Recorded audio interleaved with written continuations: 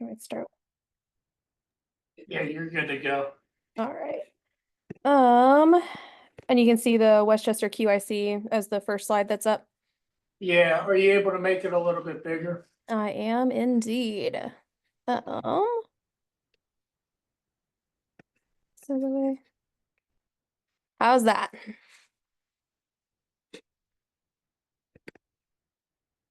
Good to go. All right. Good afternoon, everyone. Sorry I was not able to be there in person. I just got back in from out of town, but at least wanted to make sure we were able to go over these cool cases today. I think we'll realistically get through two with the time allotted, and an in-depth discussion over kind of a common pathology between them. So first of all, the first case that we have was a call of chief complaint for 1 day of weakness. This is an older patient, had a history of hypertension, hyperlipidemia, diabetes. Sounds like a long medication list that was brought to the hospital for the patient, but was not able to look and see anything in particular in the medical record for them. And the call was for a patient who was feeling ill and feeling weak. I did want to bring up first the vital sign trend for this patient. As you'll notice when you're looking through there, the patient overall has persistent bradycardia in the 30s, but does have a perfusing blood pressure in the 130s over the 60s, and this trend continues over the course of their medical care for the patient. Patient's also not tachypnic and is satting appropriately on room air and is oriented with a GCS of 15. There was and the end tidal reading that we have here is also consistent with good distal perfusion at being in the 30s. The other things that we'll note for this patient is that blood glucose was checked, they had an IV placed, and there was a 12 lead that was attained. So this story for this patient, there's a history of multiple cardiovascular risk factors, and 2 days ago, the patient started to feel unwell with chest pain that was rated at a 4 out of 10 on the right side of the chest. Patient was able to go through their daily activities yesterday, was doing okay. But then on the day that care was provided, started to feel unwell, weak, just generally blah, and EMS was called. As part of the analysis for the patient, he had a 12 lead EKG performed that showed a heart block with a rate in the 30s. Patient, despite that, though, as indicated in the other documentation, is satting appropriately, awake alert, and does have perfusing blood pressures as well as good mentation and good indices of perfusion with strong pulses and with good end tidal reading. Patient's not complaining of other symptoms, no nausea, no vomiting, and has appropriate blood glucose. The other thing that was noted that I did like, especially since I can't always see the EKGs for these, is that there was a possible right bundle branch block for this patient noted on the EKG, and it was transmitted, which was awesome to see. Otherwise, patient was taken to the hospital with pads in place in anticipation of potential need for transcutaneous pacing. And patient was monitored, taken to the hospital just fine, and had no other decompensation or changes while en route with successful transfer of care. The second case was apparently about the same time as well, actually. And this was for a patient. The chief complaint listed was for a possible TIA or a stroke. So this is a patient with chest pain and weakness, had, again, cardiovascular risk factors with a history of stents placed, diabetes, hypertension. And the medication for this patient, you'll note that the patient's on aspirin as well as Plavix, which would fit with his history of cardiac stent. But the patient also has takes Cozar, metoprolol, and Lipitor. As part of the vital sign trend for this patient, however, the patient is noted to initially have a very slow pulse in the 20s, and unfortunately, this one does not have good perfusion, with us having a low SpO2 and with having some notable hypotension for the patient. Despite that, though, patient is still maintaining GCS of 15. And then later on, patients up having a improved heart rate and improved blood O2 reading as well. As part of the interventions for this patient, you'll note that patient had an EKG that was obtained, IV was placed, and patient was given atropine, as well as then ultimately going on to cardiac pacing with some Versed given to help with analgesia for the transcutaneous pacing started on this patient. So as part of this narrative, patient was described as a male with concern for potential stroke. When they got there, was complaining, feeling very dizzy, having some pain in his left arm, not acting appropriately, and dizziness continuing to get worse when he stands. Had some stents placed a while ago, and patient was noted to be bradycardic with a pulse in the 20s. And the 12 lead that was obtained showed a third-degree heart block.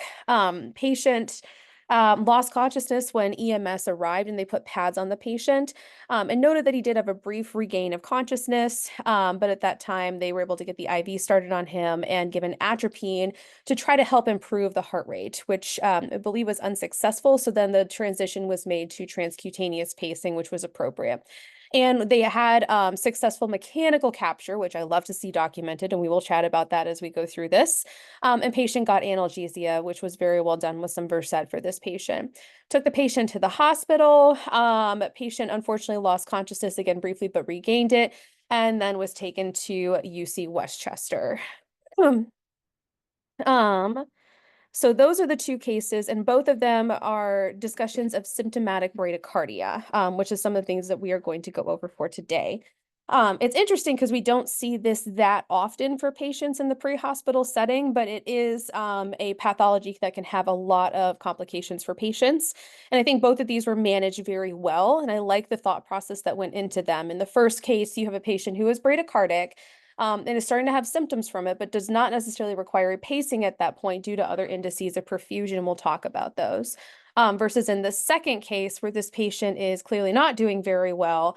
And I liked the very quick progression through atropine, then onto transcutaneous pacing, and then going to the hospital. The follow-up that I'm aware of on this patient, I'll happily take some input from Dr. Richards when he's able to jump on, is that both of these patients ended up getting converted to transvenous pacers and then were taken downtown. One of our R3s ended up going from one to the other to get both of these done for our patients.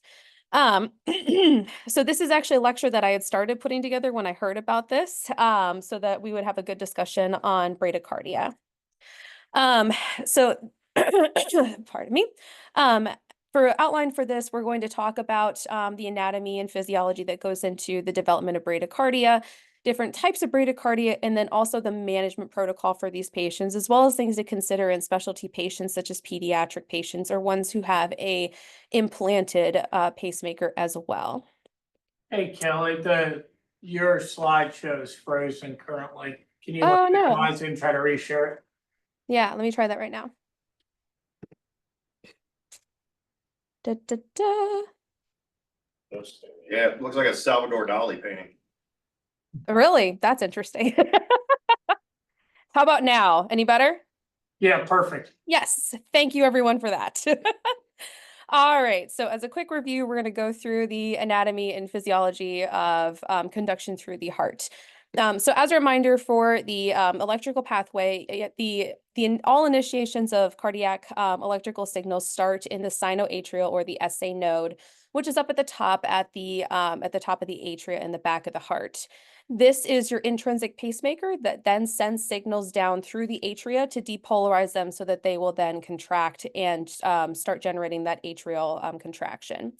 Then between the atria and the ventricular is your AV node, or which ends up being a policeman or a stopgap to help regulate the speed through which the speed of which these electrical signals then go down to your ventricles to depolarize them. The electrical signals then go through the bundles of His, which are on both the left and the right side of the heart. And as that electrical signal transfers through both sides of the heart, it causes them to contract and then generating your heart rhythm.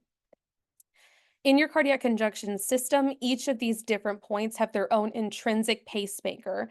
The typical SA node heart rate is between 60 to 100 beats a minute, which we describe as being a normal heart rate for patients.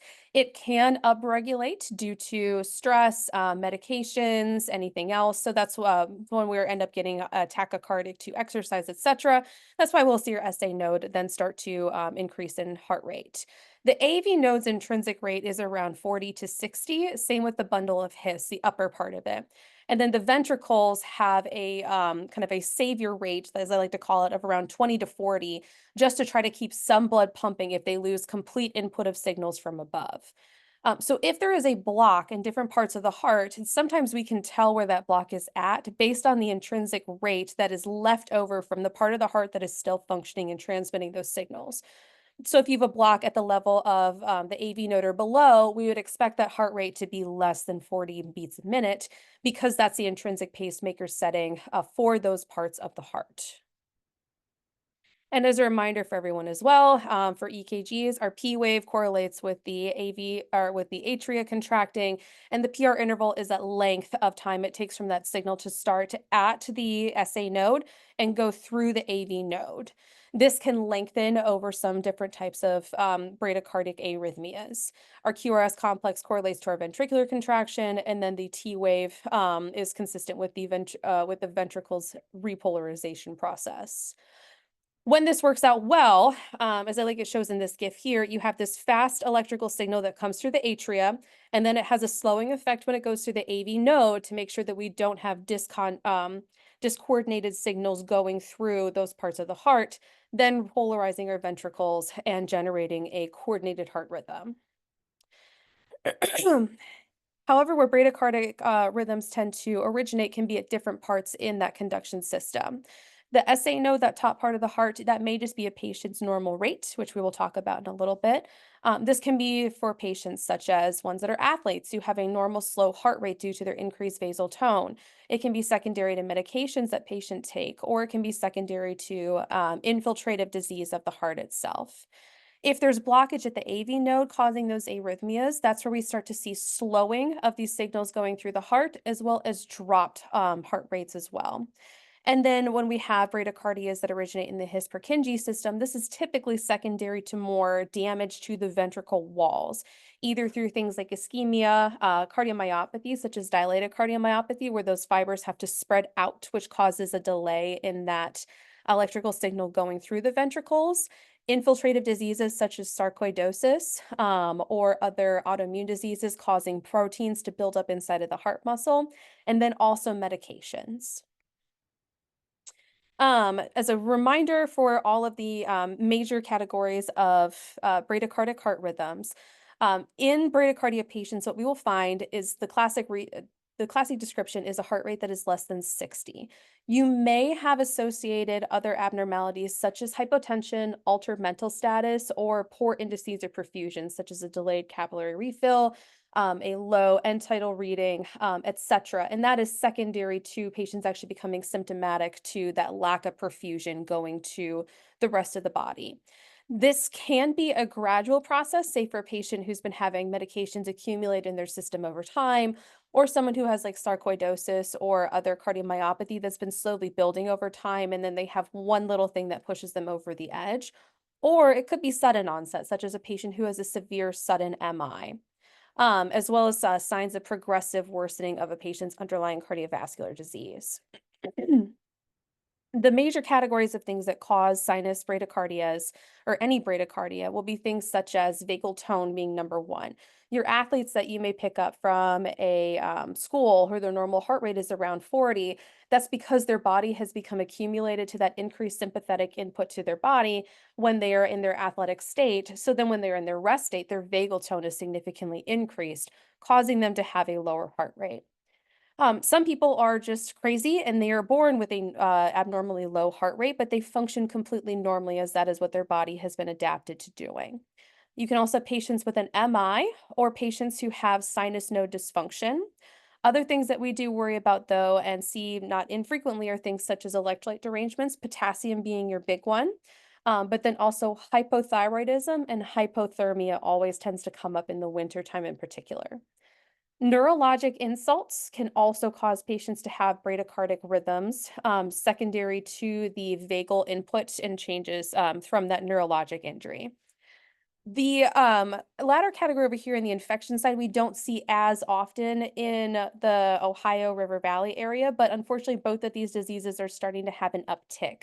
Lyme disease is becoming increasingly more prevalent in this area. I just saw my vet who said that now about 1 in 20 dogs is being tested positive for tick-borne illness. So fun information there. But the downside of Lyme disease is that in humans, it's very well known to cause heart blocks, including third-degree heart block, causing young people to end up potentially getting pacemakers for this. And syphilis as well is also making a recurrence. And as syphilis progresses into later forms of the disease, it does cause an infiltrative damage to heart muscles that causes people to have heart blocks. And then the last thing that's worth mentioning, especially considering all the industry in the area in Westchester, is organophosphate poisoning that causes a severe bradycardia for patients. In the medication realm, this is where your money is going to be at. If you have a patient who is bradycardic, it is 100% worth it to check on these medications, as all of them have a side effect of bradycardia. Unfortunately, a lot of these medications, we put our patients on them with cardiac disease to try to help decrease that sympathetic tone going to their heart when they have, say, congestive heart failure or a history of MIs, etc. But the downside of that is that those medications can accumulate and then cause a pathologic bradycardia for patients. Beta blockers and calcium channel blockers are going to be the most common ones that we will run into. Digoxin, we are seeing some patients that are getting put on it even more recently. And then other things to be concerned about are things like alpha agonists such as clonidine. Amiodarone, as it builds up over time, unfortunately causes some infiltrative damage to our organs, including the heart. So over time, that can actually cause patients to end up in bradycardic rhythms. Opiates is another one that we're all very keenly aware of, and we can see that in severe overdoses. And then another one, particularly in our nursing home patients, TBI patients, will be GABAergic drugs, such as baclofen, benzos. And if someone goes to a rave, someone in the area, GHB is another one to consider as well. So if it's possible to ask about these medications, these are the big categories that I check on for patients that are coming in with bradycardia. And their function is that calcium channel blockers and beta blockers and digoxin, all of these end up slowing conduction through the AV node, which is part of the reason that we give them for patients with severe AFib with RVR, is we want to slow those signals that are actually making it through the AV node and depolarizing the ventricles. But of course, over time, that can then cause a pathologic effect as well. For calcium channel blockers and beta blockers, we do have reversal agents that if you have concern for severe overdose, we can try giving to them. These are things such as calcium for calcium channel blockers and glucagon for beta blockers.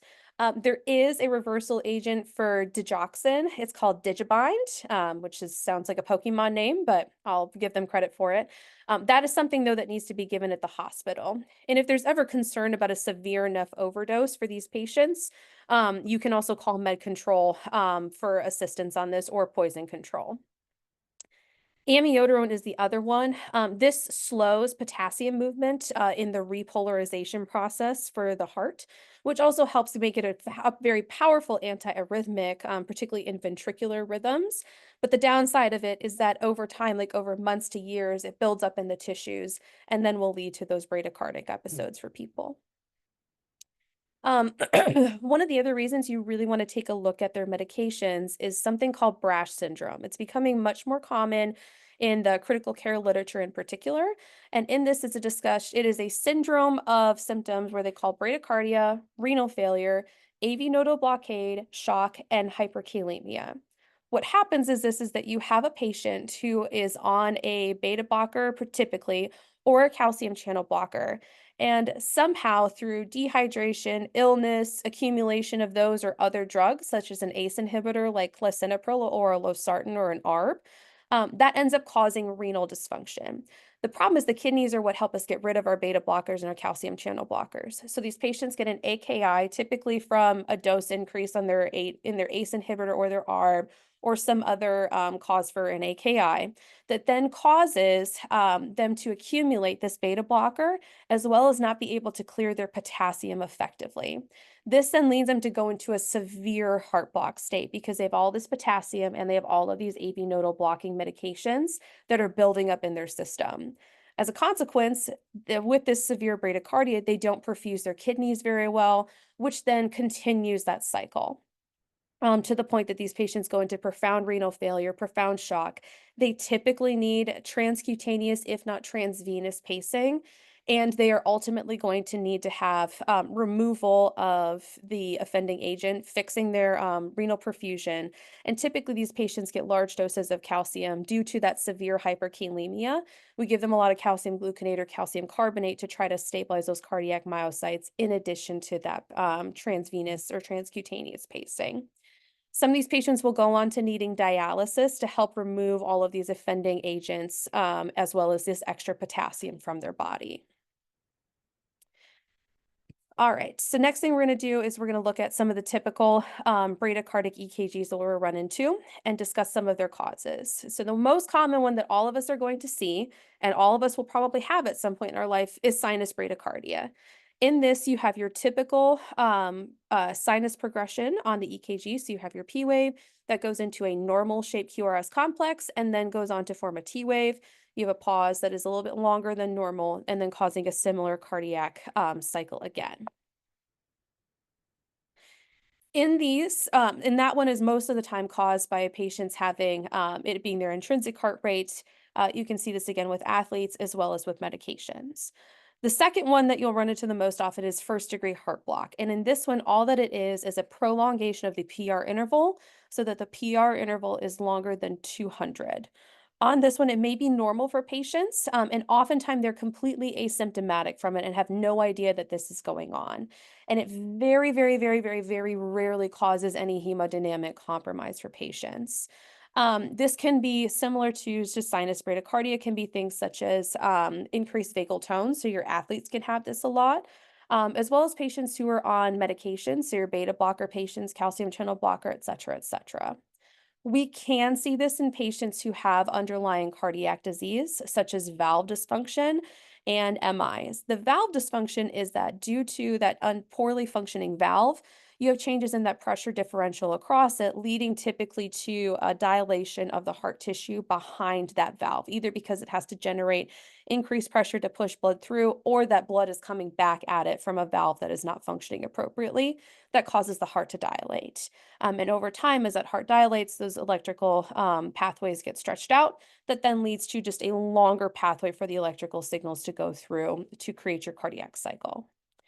Electrolyte derangements is another one. Again, potassium being our good old friend. This is actually one of the first things that we will see is changes in the PR interval and even like a short R wave, indicative of your changes in your potassium.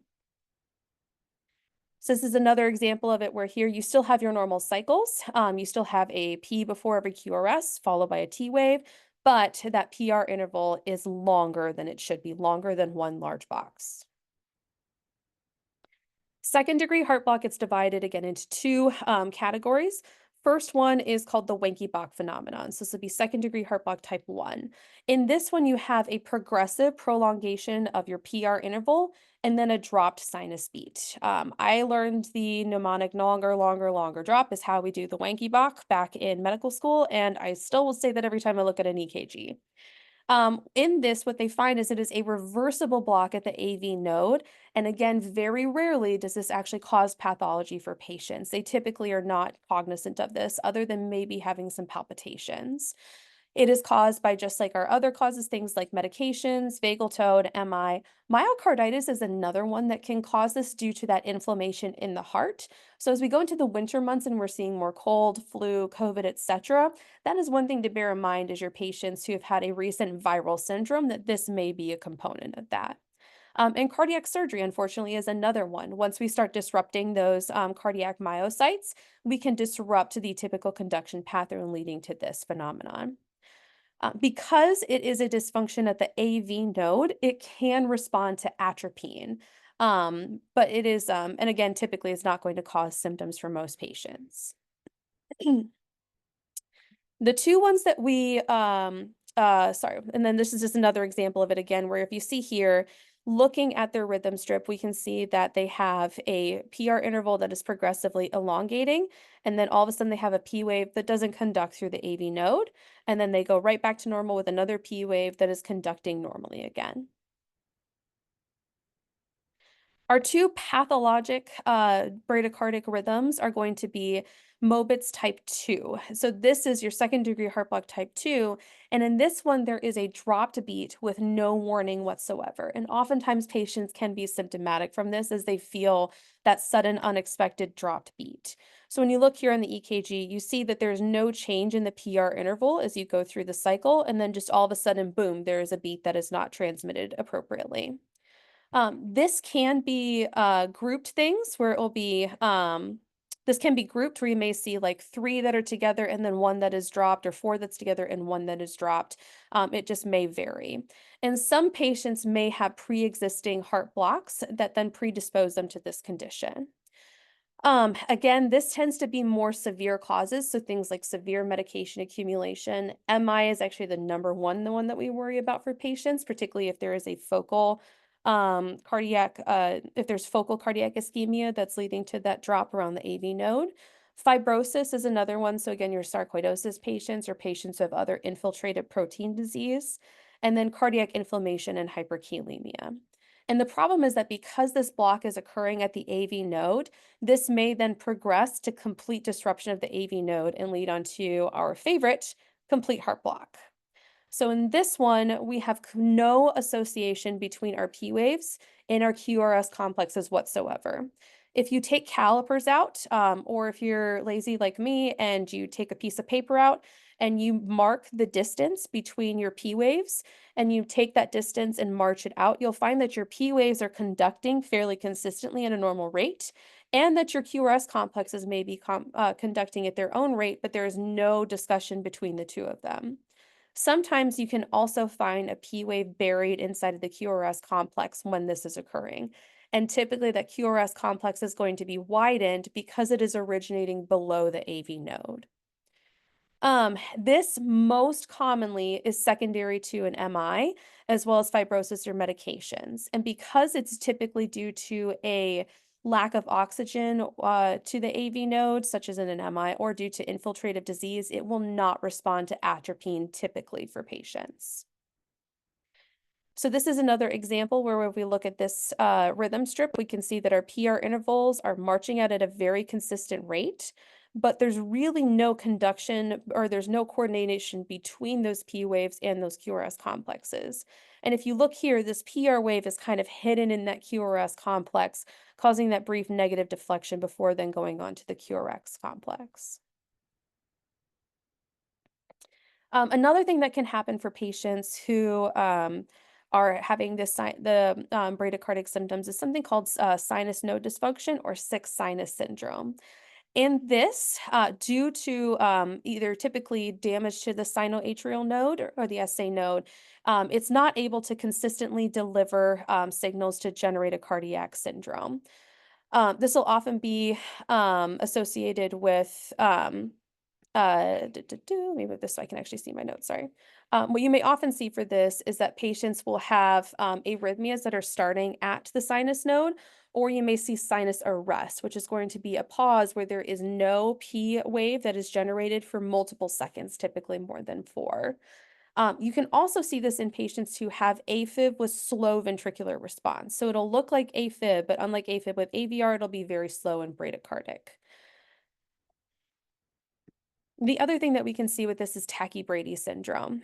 So on this, you'll have sinus pause episodes that are then followed by very rapid heartbeats that are generated to try to compensate for that period of pause. And sometimes this can be associated with a junctional tachycardia. So you may see a wider QRS complex and tachycardia generated below that SA node to try to compensate for those few seconds of no input from above. Questions about any of that before we go on to management?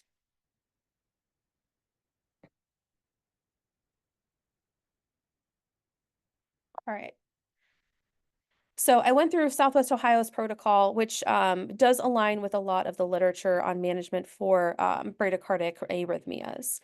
And one of the things to bear in mind when you're looking at these bradycardic rhythms is that not all of them require us to intervene upon them. It is very much dependent on the patient's actual presentation in front of us. So just because they are bradycardic, say in a athlete, for example, who has appropriate blood pressure, they are not symptomatic, they have signs of excellent perfusion, we don't have to intervene upon those. Just like in the first patient that was discussed where they prepared for pacing, but because the patient was overall maintaining appropriately and perfusing well, did not require us to aggressively intervene at that point. However, one of the things that we will look for, the things that you will look for is things such as poor capillary refill, that decreased end tidal. You may see patients who have been discussing having decreased urine output, or they may look like they're dry, they're not maintaining appropriately. Those are ones that we do need to consider intervention upon. The typical categories of things that we need to evaluate for managing bradycardia is first of all contingent upon the underlying bradycardic rhythm. So that's why the first thing that we need to do is get an EKG. And I want people to make sure that they check that the pulse that they're feeling matches what they're seeing on the monitor so that they are actually having this mechanical capture that is consistent. And this is very important for patients who have a pacemaker in place. Because even if they have an implanted pacemaker, their heart might not be responding appropriately to that pacemaker. Other categories that we need to look at is making sure that we're supporting their respiratory status, especially if they're not having good perfusion, you're seeing hypoxia, we may need to give them support in that category. And then also attaining IV access and having that very close monitoring. I have a very low threshold for patients that I have concern about decompensating putting cardiac pads on. And I would advocate that for patients who have bradycardia and have some of these underlying cardiac risk factors, because it's just much easier to have those pads on ahead of time as opposed to trying to slap them on after your patient is already syncopized or something else has gone wrong. And then the last thing to do is also look at potential reversible causes for patients. So say your opioid overdose patient, if we give them Narcan, that may end up improving some of their bradycardia. Patients who are hypoxic, addressing their hypoxia state may improve their bradycardia, as well as say if it's concerned for a severe overdose of a calcium channel blocker or beta blocker, then looking at potentially reversing that as well. Atropine is the one medication that we have in our arsenal as a potential management for bradycardia. And what this drug does is it inhibits the parasympathetic nervous system's input to the heart. So that whatever sympathetic nervous system input that they are receiving can then go uninhibited to the heart and increase the heart's rate. It is given in a 1 milligram IV dose, IV or IO, and you can repeat this every 3 to 5 minutes, up to 3 doses. This, as a reminder, is a temporizing measure, either until you can start pacing them or until you can work on reversing their underlying cause. But atropine outside of a severe organophosphate overdose is not going to fix bradycardia long term. It is something to help get you to the next step for managing them. And don't be surprised if when you have this, if you try to give this medication to a 3rd-degree heart block or a Mobitz type 2, that it doesn't work. So that's why, as part of the thing in the Southwest Ohio protocol, it discusses don't delay. If you really think this patient needs to have transcutaneous pacing, don't delay that to try a dose of atropine if you're looking at a 3rd-degree heart block and realize that this is a critically ill patient and you have the pads on. It's okay to go straight to that as opposed to stopping at atropine on the way there. Transcutaneous pacing, this does not happen very often. I was polling CFD on this, and I think there was like 1 or 2 cases in the people that were at CQI in the last 6 months, so it's not very common. The thought process of transcutaneous pacing is that we give patients this electrical shock to generate a pulse by recruiting the cardiac myocytes that are not being recruited by the heart's intrinsic electrical pathway. As you do this for patients and you start having more effective cardiac output, you may see them start to wake up and complain of pain or start being less less fun to be around. Sometimes they'll complain of pain. They may like get up and start swatting at your hand, etc. But that is a reason to actually continue that transcutaneous pacing if there was a reason to start it, such as 3rd-degree heart block in the first place. And that is because that we are now actually generating a sufficient pulse to perfuse their brain. So in that case, if they're complaining of pain, the next step is to go on to management of their pain via analgesia, as well as anxiolysis. So things such as Versed or potentially a little bit of fentanyl. Realizing that these medications, when we give them to our patients, this may make them more hypotensive due to the mechanism of action of those patients. When we do this procedure for patients, I do recommend setting your pacemaker to a rate of 60 to 80. I typically put mine at 70 to 75 because you want the rate that you're setting your pacemaker at to be much higher than bradycardia so that you know when your pacemaker has taken over for the patient, as well as that being a much more normal physiologic heart rate for patients to have. Once you set your rate on the patient's on the pacemaker, your next step is going to be increasing the amplitude of the electrical current given to the patient until you start seeing that electrical capture on your Zoll. And that's where for every pacer spike, you will see a cardiac cycle generated with it. Typically, it's going to be a wide QRS complex. And then the next step after that is to actually palpate the patient's pulse and make sure that you can feel that that pulse you are seeing on the monitor matches with what you're feeling on the patient. One thing to bear in mind is that once you have gotten to the point of transcutaneously pacing these patients, it is critical to take them to a cath lab capable center. And you may need to bypass somewhere that doesn't have a cath lab to get to somewhere that does. And the reason that these patients typically have one of two things. They have an MI that's going to need to be intervened upon, oftentimes with cardiac cath, or the next thing that they're going to need is to be converted from a transcutaneous to a transvenous pacer, either a temporary one or a permanent one. And that is most efficiently done in a cath lab. And then the last thing is just a reminder is that for any third degree heart block, we treat it like an MI until it is proven to be otherwise. So these patients should get aspirin, transmit the EKG, and pre-notifying the hospital as if this was a STEMI alert, essentially. And then I actually found a video online of someone going through the transcutaneous pacing process on a LifePak 15. So on here, what you'll see is you have a bradycardic patient. And what you do is you push the pacer button on once you have the pads on your patient, which will then light up. And then the next thing that you can do is set the rate. And you can do this either by hitting the up or down buttons or twisting the dial. And this guy puts it at 70, which I think makes sense. Then the next thing that you'll do is you'll push enter on the dial or go down to the milliamps, and then you start increasing the milli amplitude until you start seeing that electrical capture as you see here. For every pacer spike, we are now seeing a QRS complex that follows it, and it is wide. And that's when you're going to want to feel your patient's pulse and make sure that it matches what you're seeing on the screen. If you are not, then you need to increase that amplitude until you do feel that they match. One thing he did show that I liked is that if you want to show your receiving physician the underlying rhythm, you can hit the pause button, and that will, while your finger is holding that pause button down, it can temporarily stop the transcutaneous pacer to show that underlying rhythm. And then once your thumb comes off that button, the pacing will pick right back up again, and it'll print a strip so you can show them that underlying heart rhythm. And we've alluded to this a couple times, but electrical capture versus mechanical capture, this is something that comes up on a lot of our boards as well.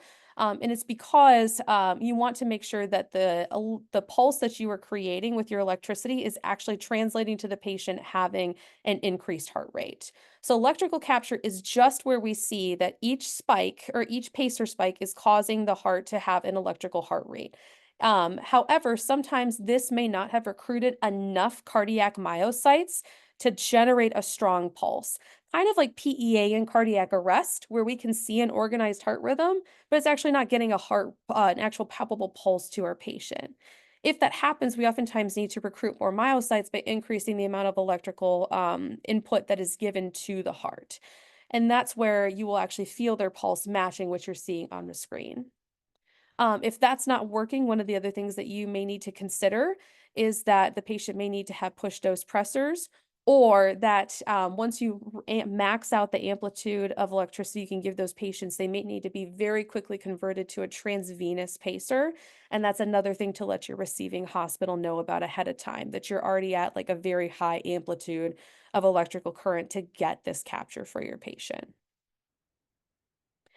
And I actually bring this up because I had a patient myself at Jewish a little while ago who had essentially a failure to have mechanical capture from her implanted pacemaker. So we're seeing pacemakers much more for patients as the technology is getting better and better and better. But the problem is that it is a device and that it may fail, unfortunately. And if that fails, it will not consistently give the patient the appropriate pacing that they need.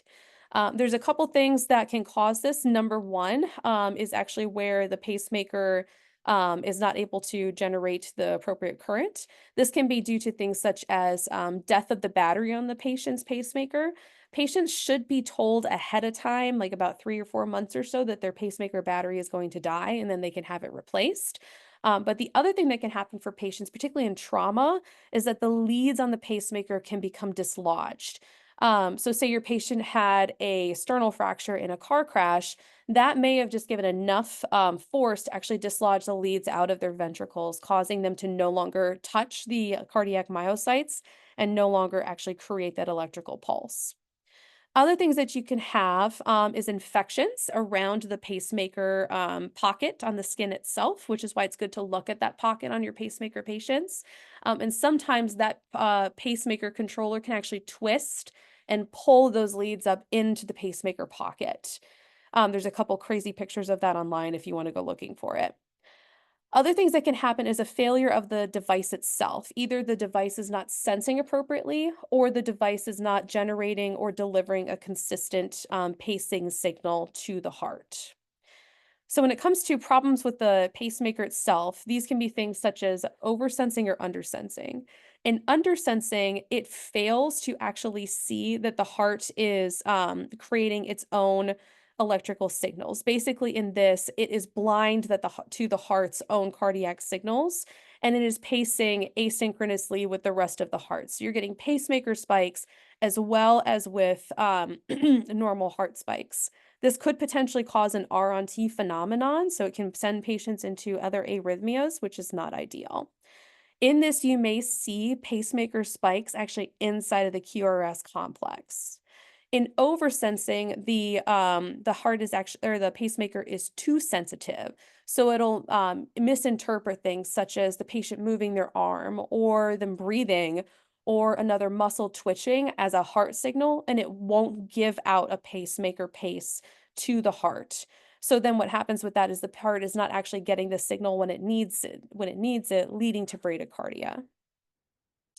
Other thing that can happen is output failure. So this may be that the pacemaker is it is sensing appropriately, but it's not giving enough electrical signal to generate a heart rate for the patient, or it's not giving it out when it is needed. And when this happens, you'll see absent pacemaker spikes on the EKG. And the last thing that'll happen is essentially a failure to capture with your pacemaker, just like in a patient who's being transcutaneously paced. You can see this with an implanted pacemaker as well.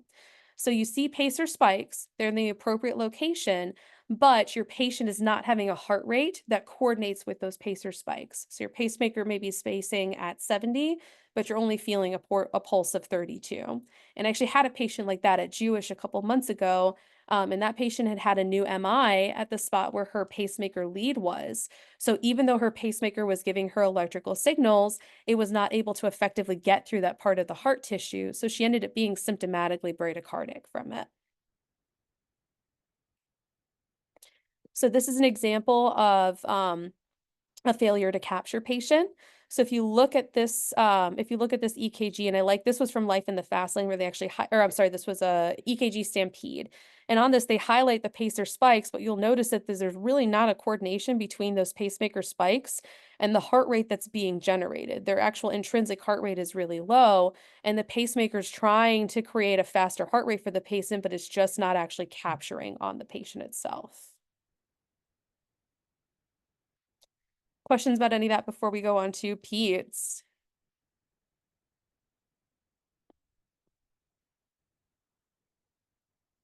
All right. So pediatric bradycardia, there is a Southwest Ohio protocol on this, and we have it separated because it is managed differently than adult bradycardia. And for two reasons. Number one, in pediatrics, bradycardia is relative to age. On the side over here, you can see this chart that talks about the patient's heart rate decreasing as patients increase in age. When patients are born, we expect that heart rate to be around like 150, 160 for a newborn infant.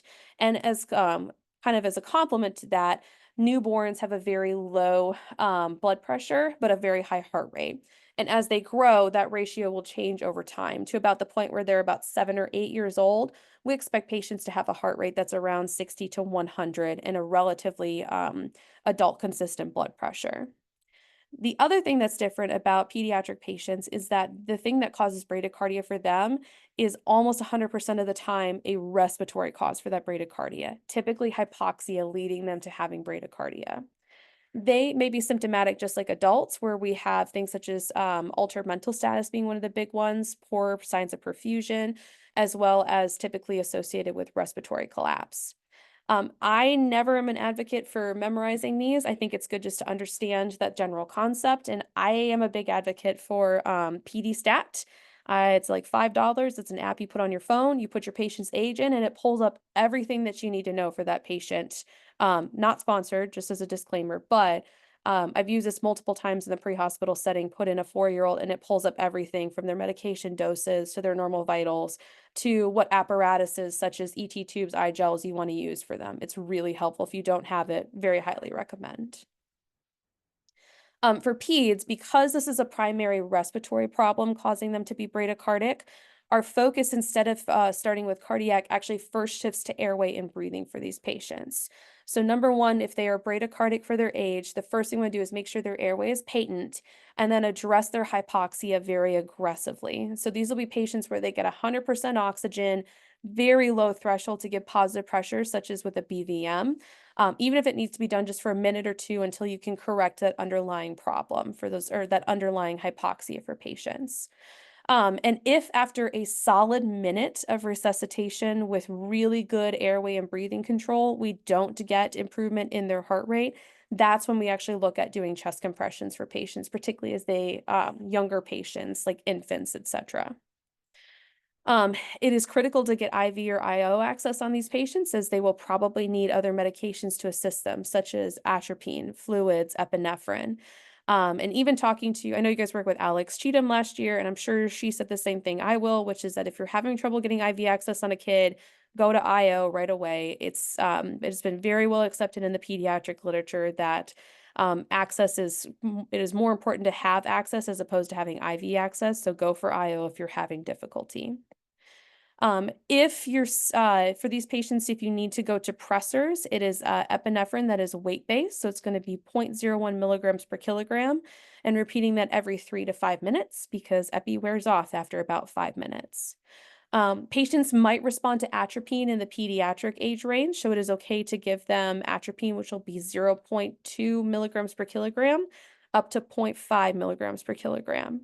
And it's okay to give them a fluid bolus as long as you don't hear crackles when you listen to their lungs, because as patients' heart rate goes up, they will probably have a lot of insensible fluid losses, especially if their bradycardia was from respiratory problems associated with a recent upper respiratory infection, such as the cold, flu, pneumonia, etc. So they will probably be volume down and may need some fluid resuscitation. Unlike adult patients, transcutaneous pacing almost never happens in the pediatric population. So this is actually the protocol that Children's uses at their facility. And on there, you'll notice that they talk about spending a lot of time working on trying to do excellent respiratory control. And then they will go even on to doing a couple minutes of chest compressions if needed. If after a good minute of respiratory support, they still haven't gotten the patient above that heart rate of 60, then they go on to doing chest compressions. Way down here on the bottom of the protocol is pacing, and it is done in conjunction with the specialist. Because again, the thought process is that for most kids, unless they have a congenital heart defect, the cause of their bradycardia is a respiratory fault, not necessarily a cardiac fault. Because we have Cincinnati Children's here, I will mention that there are some congenital heart patients who may not respond to atropine or may have a lower heart rate. And that's because as part of cardiac surgeries, including a heart transplant, we actually sever all of the nerves that give the patient their sympathetic drive, as well as their parasympathetic drive. So they can't respond to atropine because those nerves have been severed for them. And that's my big bradycardia stuff. I will stop sharing. What questions do you guys have? Comments, concerns, etc.